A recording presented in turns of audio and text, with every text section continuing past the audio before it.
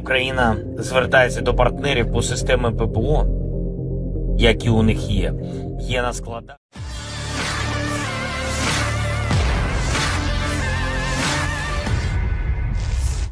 Presiden Ukraina Volodymyr Zelensky menggelar pertemuan dengan Dewan NATO Ukraina di tingkat Menteri Pertahanan yang diadakan atas permintaan Ukraina.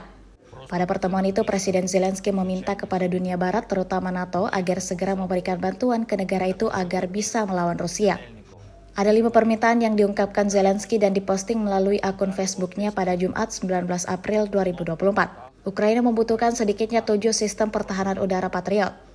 Peluncur rudal permukaan ke udara buatan Amerika Serikat tersebut sangat diinginkan Presiden Volodymyr Zelensky untuk mengawal negerinya dari Rusia.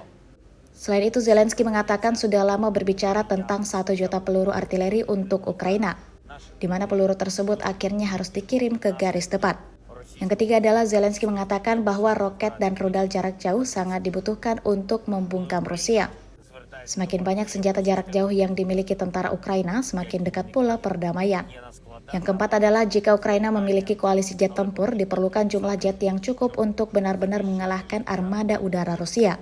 Dan yang kelima, Presiden Volodymyr Zelensky meminta kecepatan realisasi. Кожної держави, які дійсно активні, дійсно виконують обіцянки та намагаються збільшити можливості нашого повітряного щита. Саме з Дніпра сьогодні я звернувся до учасників спеціального засідання нашої Ради Україна-НАТО. Це було засідання на рівні міністрів країн-альянсу. Російські терористи вже, на жаль, мали надто багато часу українське життя. Цей рік вже не може бути часом просто для подачі допомоги. Це цього конкретно. Україні потрібна допомога і партнери можуть допомогти. Нам потрібна артилерія і це те, що є у світі. Тільки достатня кількість.